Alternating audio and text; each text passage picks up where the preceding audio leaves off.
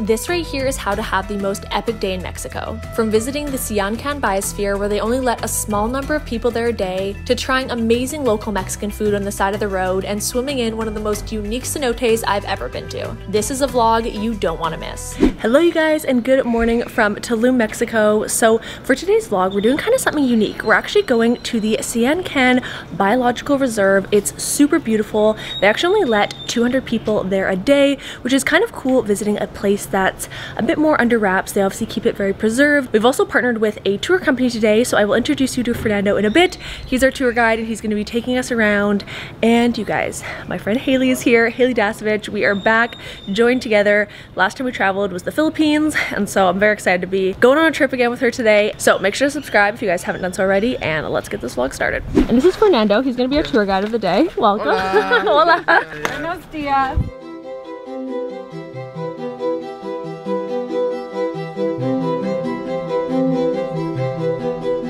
Alright you guys, so we just parked and we were walking the rest of the way to the biosphere, and it is actually huge. It is 665,000 acres, which is insane. And it actually goes all the way to Belize. Alright you guys, the mud's a little deeper than I thought. I accidentally stepped in here and my shoe got eaten.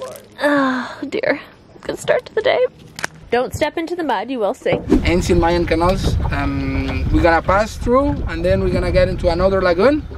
Then after, we're gonna sail a little bit in the lagoon, and then we're gonna get into a dock that they have a little Mayan ruin that used to be used as a checkpoint for the ancient Mayan times. Onwards! Onwards.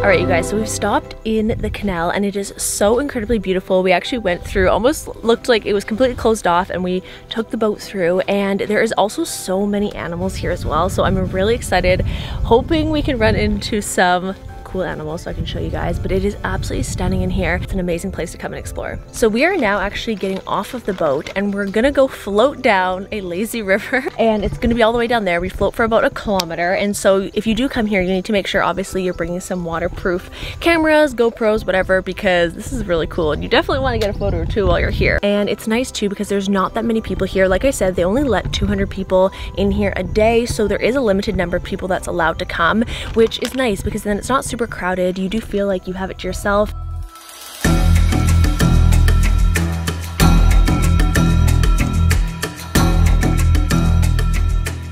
Right, put on like a diaper, and then you have a nice water seat. Perfect. Never felt sexy. It's so versatile. I didn't even realize you could use a life vest for a seat. Right, and then the water is a little cold. Yeah. Oh, don't hang on the branches or anything. Oh god. So if you go in the water, once you go, the current is a little strong. Oh my gosh, you're not making it look very appetizing. I'm wondering, yeah, if we really want to. It's too late. Wait, Laura.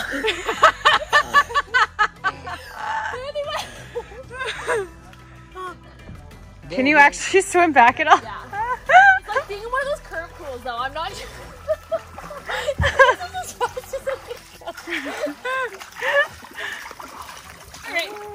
Okay, it's actually very refreshing once you get in. Oh my gosh, it is cold. Oh god, okay. Just do it, Haley, do it. Oh man, okay. Oh, guys, it's very refreshing though, and hopefully we don't see any crocodiles. Wait, this is so cool. Crocodiles here. No. Oh, this is super cool. I'm so glad we did this. This is, I think, one of my favorite things I've done in Mexico ever. So we've been going down for probably like 15 minutes. It is so incredibly relaxing and just like the coolest thing. I know I said this before, but it truly is like the coolest thing I've ever done in Mexico. And what's nice is that it's not overcrowded, because a lot of the times you go to these kind of things, like it's super crowded with tourists and all that, but we literally have this to ourselves right now. We saw one other group that's way ahead of us, but that's the nice thing, that they're just trying to really preserve this place. And you obviously too need to be careful just with like not wearing any sunscreen in here.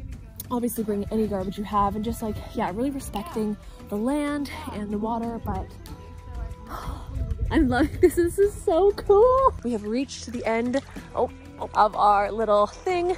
We're going to get on the dock and then go back to the boat and keep exploring this biosphere. Once you're actually done with the river floating along it, you actually walk back along this beautiful path right here. And you guys, I can't say enough good things about this place. Like, it is truly such an experience, and I'm just like loving every minute of this. I can't imagine coming to Tulum and not doing this. All right, you guys, we have come back now from our tour, and I think actually now we're gonna go get some tacos. Fernando was gonna take us to a good spot.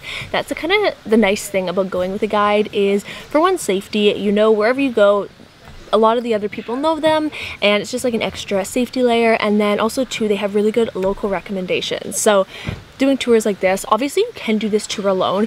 What he was saying, and the reason it actually isn't great to do it alone, is because you have to go super early in the morning and actually go wait in line and try and get a reservation spot. But obviously a lot of the reservations are usually taken up and they're reserved for people in the tours, and so it is a huge perk to just come here with a tour guide. You'd also then need to haggle with someone for a boat, and it can just get kind of complicated, especially too if you don't speak Spanish.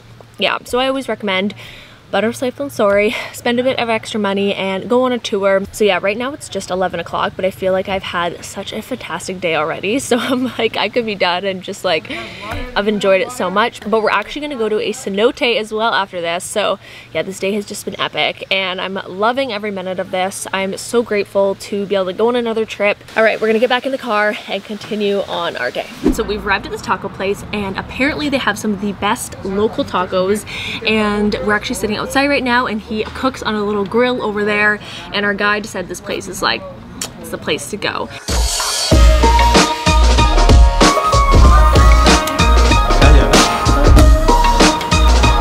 we got an empanada with cheese, some breakfast tacos being made.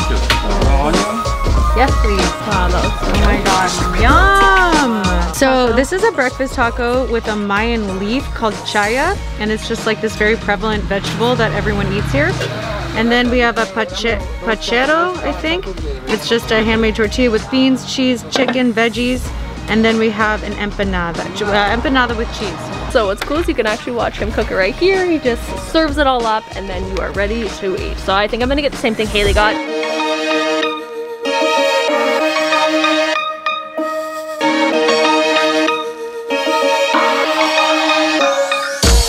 That is what I was looking for here. The spice level, okay. Yeah, it's not enough spice, honestly. Oh, wow, look at you. I could do more. We're gonna go in. I got my spread here. I would try and pronounce the names, but I don't think it'll go well for me. This all looks so good though. Okay, so we're gonna start with an empanada.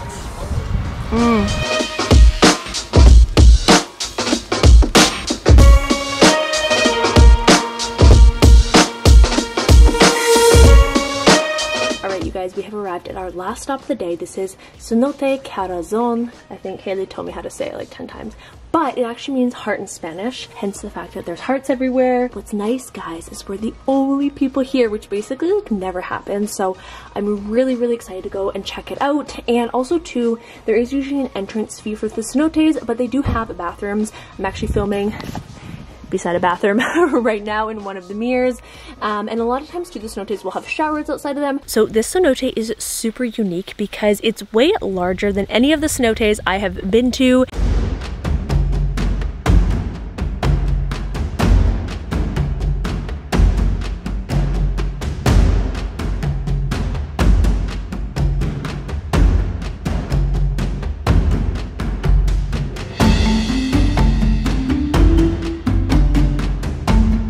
You guys, just went for my first swim. It is so incredibly refreshing swimming in the cenotes because obviously it's fresh water and you just feel like you got out of the shower. The reason I think I like this cenote is because it's so different than any other cenote I have been to. And so yeah, Fernando was saying that there's over 6,000 cenotes in Tulum, so there's an endless amount that you can explore.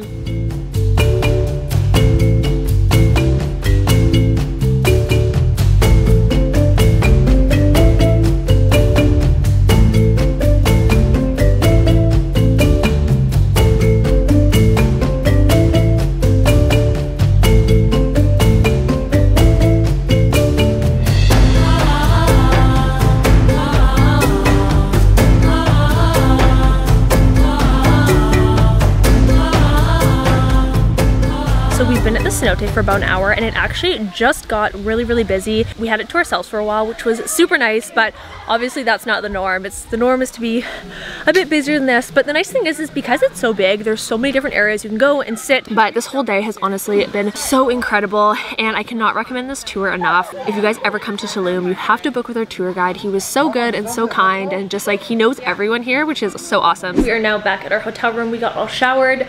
I don't know if you guys can hear that. Let me take you closer to the noise. This noise starts at about 8 a.m. every day and just continues. So yeah, Tulum has a lot of construction going on right now, especially in Tulum town. It seems like they're really expanding the area, so kind of something to keep in mind if you're coming and staying, especially too in this kind of more like jungle in between area that's in between Tulum town, that's not right on the strip, and the beach. Yeah. Anyways, that's all. I don't think I gotta say anything else. So I will see you guys in my next video. Bye!